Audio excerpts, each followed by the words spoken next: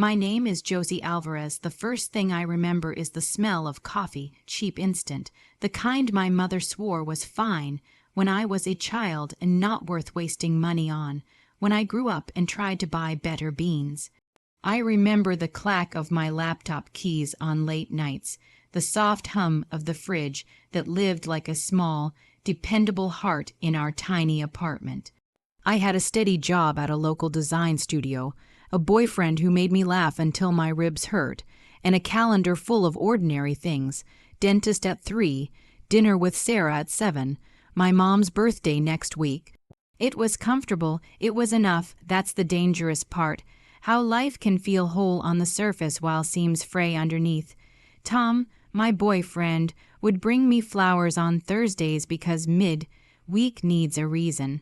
He'd stand in the doorway, hair messy from the ride, and call my name like it was music. "Josie," he'd say, smiling like he meant it, and I'd close the door on the world for a moment. Sarah, my best friend, was my other anchor. We knew the same songs by heart, the same bars to avoid, the same tiny humiliations to laugh at. "You're stubborn in a good way," she used to tell me, meaning it as a compliment and an insult at once. My mom, Anna, was complicated. She'd left a small town when she was 20 with a suitcase and a promise to make something of herself. She did, sort of. She worked 2 jobs for years, then one, then a part-time thing that allowed her time to be dramatic on the weekends. She loved me in a way that was precise and conditional. Growing up, that felt normal. Now, at 31, the conditional clauses were sharper.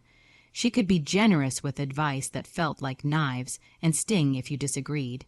But she was mine, at least I thought she was. The day it changed was unremarkable when you look back. A Wednesday, sunlight slanting through blinds. I was at my desk, halfway through a rebranding concept, when my phone buzzed. A text from Mom lit the screen. I remember the way the office cut to a hush in my head as I read it. "Don't call or come over, we're done." For a second, the words floated like a dare. I thought, she's mad about something small, she'll call back. I texted, "What, why?" and kept working. Then another ping, "We're done, don't contact me." I laughed, the kind you make when the world hands you something absurd and you're not sure whether to cry. I called. Straight to voicemail. I texted again. No reply. Tom said, "Maybe she's at the shop, signal's bad," and kissed my forehead like it would fix things. Sarah, when I told her, said, "Maybe she's testing you. Moms do that." I wanted to believe it. But the silence stretched. That evening I walked down to her apartment. The hallway smelled like lemon cleaner and old newspapers. Her door was closed. I knocked, no answer. My key, her spare, felt heavy in my hand. When I let myself in, the place felt staged, as if the life inside had been folded and put away. A cup on the counter, still half full, and on the table, an envelope with a banker's name poking out. I picked it up and stupidly thought maybe she'd written me a note. Instead, a single line of text came through as I stood in the doorway. "Don't come over, we're done."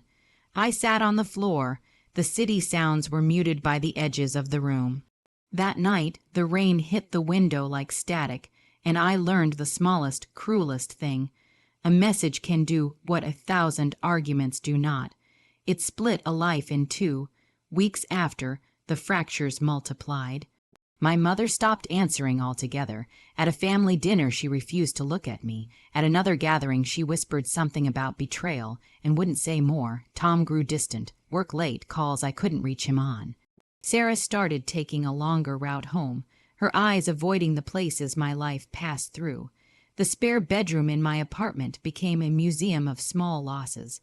An unopened card from my mom, a coffee mug Tom used to claim, an invite to a party where I wasn't included.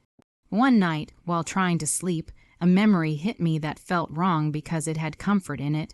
My mother teaching me to braid my hair in the kitchen light, humming a song she'd made up. She had said, "Keep your head up, chica."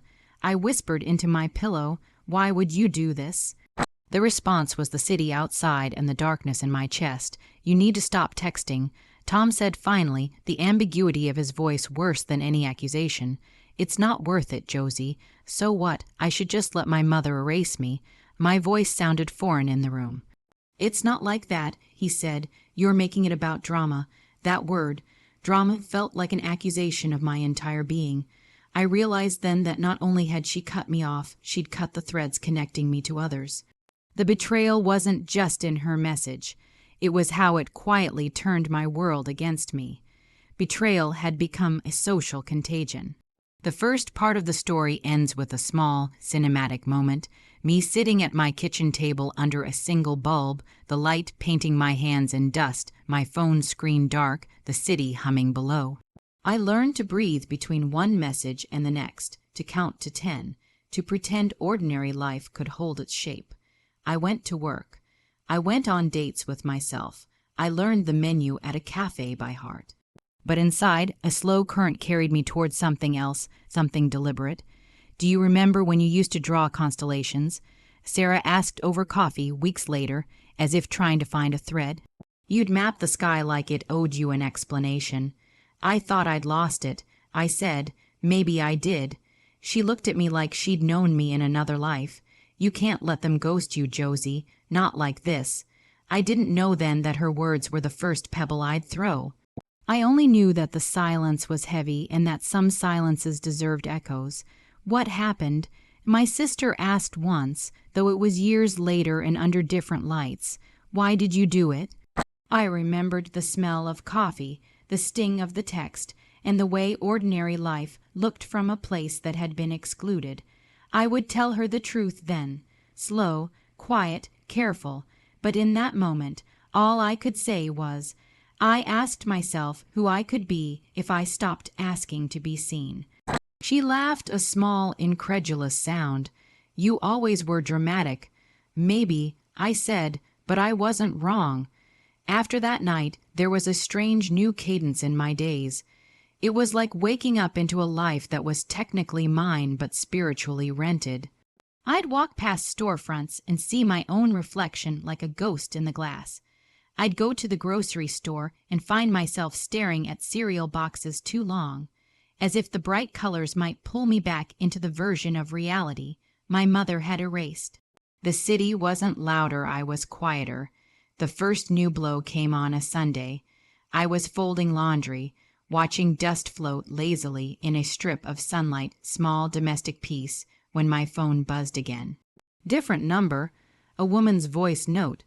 Shaky mid-50s, not unkind like someone who wasn't sure if she should be saying this. Hi. I think you should know, dear, your mom said you stole from her. She said you broke her trust, that she can't do it anymore. My heart stopped long enough for a shiver to move through me like electricity. Stole? What did she tell them? What story did she write with me as villain? I texted back just 2 words. Who are you? No answer. That night, I sat on the balcony, a blanket around my shoulders, watching tail lights glow red, then disappear into the veins of the city. Betrayal isn't a single moment, it's a sequence of realizations like dominoes. And one of them fell when Tom came home. His voice was tight. He didn't even take his shoes off. Your mom called me. I froze when, this afternoon, she wanted me to know her side. He said her side, like there were 2 equal sides. I swallowed pain like stones. What did she tell you? He rubbed the back of his neck. That you're manipulative, that you twist things into victim stories, that she can't be in your drama spiral anymore, that you told people she was abusive. I blinked. Slowly, the air between us grew colder. I never did that. Tom exhaled through his teeth like he'd prepared this conversation in advance. She said you'd say that. That was the knife. Not just the lie, but the anticipation of my defense. No matter what I said, she'd pre-painted me as guilty. Look, Tom tried in that careful tone men use when they think they're the reasonable one. I don't know what's going on between you two. Just don't drag me into it. Drag you. I whispered, stunned. She called you. He shook his head and walked into the shower. The door closed, steam rose, and something in me quietly snapped. Not loud, not explosive. Just that quiet, final, internal click like a lock turning. 2 days later, Sarah canceled dinner plans, no explanation. I found out that she'd been with my mother that evening because someone posted a photo on Instagram, my mother's arm around her shoulder. My mother laughing, a wine glass lifted like a toast to her new audience, caption, "Girls' Night finally some clarity." I stared at it until my vision blurred. I hadn't lost a mother. I'd lost the version of myself that existed in her world. The betrayal expanded horizontally, like ink spilled across a tablecloth. At work, subtle glances passed between coworkers who didn't know enough to judge but knew enough to whisper. A designer pulled me aside. "We're just worried, because Anna came in last week. She said you're self-destructive. That you sabotage relationships." That phrase, sabotage relationships, felt rehearsed, like something she'd polished in her mouth before releasing into the world. I walked home in the rain. It hit the pavement like static, like all the city noise had been replaced by a single infinite hiss. Cars splashed past, lights blurred. I felt more like weather than person. How do you defend yourself against a rumor you never started? The paranoia wasn't delusion, it was documentation. Everywhere I went, I could feel her fingerprints. People who had never met me were suddenly concerned. People who had loved me suddenly needed space. People who had trusted me suddenly weren't sure anymore. And that's when betrayal sharpened into clarity. It wasn't that I'd done something wrong. It was that she needed me to be the wrong one. She needed the narrative, Josie the unstable, Josie the dramatic, Josie the problem. If I was the villain, she got to be the tragic protagonist who had no choice but to cut off toxicity. One night, I asked myself the simplest question out loud, staring at the darkened window where my own face looked like a stranger. What if she never loved me unless I was small? No one answered. Silence sometimes is the answer. That's when my revenge seed rooted not out of fury but out of that ice-cold clarity. Betrayal had given me the blueprint. She didn't end me. She created my origin story. I didn't want to destroy her. I wanted to show the world who had really written the lies, and that would take patience. Revenge, for me, did not arrive like thunder. It arrived like a spreadsheet, a blank Google sheet at 2:11 a.m. Rows waiting, columns empty like open doors. I titled it, Restoration Project, not Revenge, Restoration. Revenge feels like heat. What I needed was cold. I began with the tiniest trigger, truth. Because if my mother's entire false empire was built on a narrative she spun in private whispers behind my back, then the most efficient counterweapon wasn't to scream louder. It was to reveal quietly, with receipts. So I started collecting the real story, not in long paragraphs, but in small, undeniable artifacts. Screenshots of bank transfers I'd given her, voice notes where she begged for help, then later denied needing me, dates and photos where she praised me before pretending I was poison-proof. That the stealing never happened because I never had access to her accounts. I didn't weaponize it yet. I just gathered. For 3 weeks, I didn't post. I didn't react. I didn't confront. I let them stew in the theater of their own assumptions. While I built a different stage, and then step 2, subtle social repositioning. The people she whispered to, they weren't random. They were strategic. Tom, Sarah, my colleagues, her friends, she targeted my identity through relationships. So I would restore my identity through presentation. I signed up for a small evening design talk unpaid, but recorded where I presented a case study on personal storytelling in branding. Not about her, not about the drama, just me, competent, articulate, calm in a room full of locals who'd never met her but knew of me through her distorted second-hand echoes. I told a story hypothetical. I said about a woman who spent her life performing smallness to earn love. People nodded. Some took notes. After the talk, the organizer, a quietly influential woman in her 50s, said, "You should speak more. You've got clarity." That night, I added a new column to the spreadsheet, corrective witnesses. Every person who saw me as human again went in that list. Not because I needed them, but because I needed to track where the truth was naturally expanding. The next step was harder. I stopped defending myself. I stopped messaging Tom first. I stopped asking Sarah to hang. I stopped sending explanations to people who half believed the rumors. Instead, I simply moved forward publicly. I posted photos of my small design projects. I shared articles I was proud of. I rebuilt my presence brick by brick without ever referencing the drama. And then the thing that always happens in human psychology happened. Silence made them curious. What's Josie doing now? Why isn't she reacting? Why isn't she desperate to correct us? Sarah reached out first. Hey, you okay? I've been meaning to check in. I replied short, I'm fine. Full stop, no emotional access. She asked to meet. I said I was busy. It wasn't cruelty. It was calibration. Boundaries are a revenge story written in silence. Then Tom, a week later, I'm sorry, he said, voice weirdly small on voicemail. I think maybe I rushed to believe her. Can we talk? I stared at the phone, then gently blocked his number. No drama, no explanation. No closure offered. Closure is a privilege someone has to earn, and then the final stage. I printed out a soft-bound portfolio, clean, neutral, classy, a collection of small essays plus work samples plus quotes plus reflections. On the last page, a single line my mother once wrote in a birthday card from years ago before she ever twisted my name. You are stronger than I ever was. Don't let anyone take that. I included it as is, with date and photo. Context intact. Then I mailed copies to 2 places, my mom's community women's club and the design organization she had recently gossiped to. Not a call-out, not an accusation, just my work, my growth, my voice presented without any mention of conflict, because the poetic math is this: when someone tries to ruin your reputation, the most devastating revenge isn't proving them wrong directly, it's removing yourself from their narrative completely, and becoming visibly better without them. Within a month, people began to drift toward me again, not because I pleaded, but because I was magnetic in my own clarity. Whispers changed, little by little. Someone at the club told a mutual acquaintance, maybe Anna got the wrong idea. Her daughter seems very put together, actually. I didn't need to expose her. Truth exposed the liar naturally when her lies had no audience.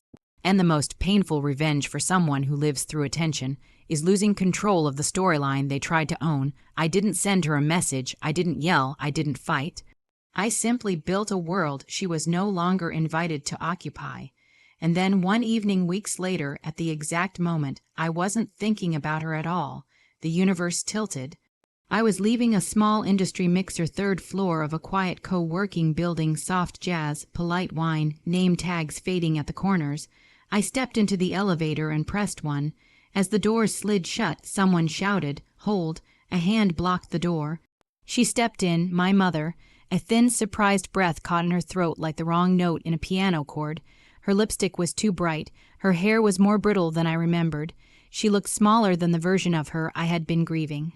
She glanced at my name tag, Josie Alvarez Public Branding Systems, and her eyes flickered with something animal and fearful, almost like she'd accidentally walked into a room where she wasn't supposed to exist. We didn't speak. We just rode downward together, floor 3, floor 2, floor 1. When the doors opened, she didn't move. She whispered without looking at me. I heard, "You've been doing talks." The sentence trembled. She didn't even try to sound authoritative.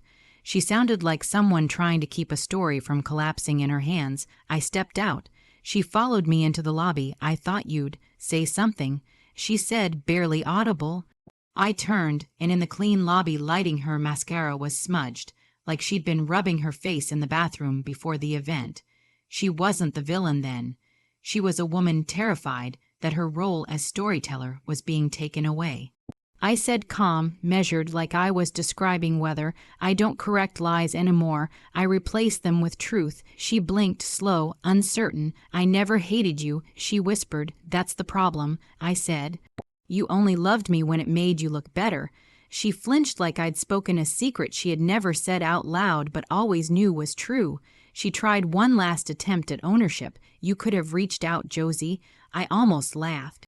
I stopped reaching out. That was the revenge. Her lips parted, and for the first time I saw real confusion, not manipulation, because she never understood the kind of revenge that isn't loud. She only understood battles she could narrate. I gave her nothing to narrate. I walked past her, pushed open the glass door and felt the city air wrap around me like new skin. Behind me, she didn't call out. She didn't chase. She stayed inside the building like a story trapped in the wrong book. Weeks after that, I found out I'm not proud of how good it felt that she told one of her closest gossip friends. It's like she doesn't need me anymore. And the woman replied blunt, uninterested. People grow. That's normal. Do you realize what that meant? The world stopped feeding her narrative. The world stopped helping her perform her sainthood. She was standing on a stage where no eyes looked back, and the applause was gone. That's the most haunting revenge possible, to let someone watch their power evaporate while you don't even turn your head. And here's the quiet part I still think about. Revenge didn't fix the ache. It didn't return childhood softness. It didn't give me a new mother, but it did something cleaner. It returned me to myself, the woman who now has a home with boundaries, the woman who is no longer negotiable, the woman who doesn't chase people who choose misunderstanding. Sometimes rain hits my window like static at night, and I close my eyes and remember that day in the apartment, the text, the collapse. And I realize this, her message wasn't the ending, it was the permission slip. When she wrote, "We're done," I didn't lose her. I was finally released from her version of me. I didn't destroy her. I simply walked out of her script and built a story she cannot stand inside. And every time someone asks what happened, I say this one sentence.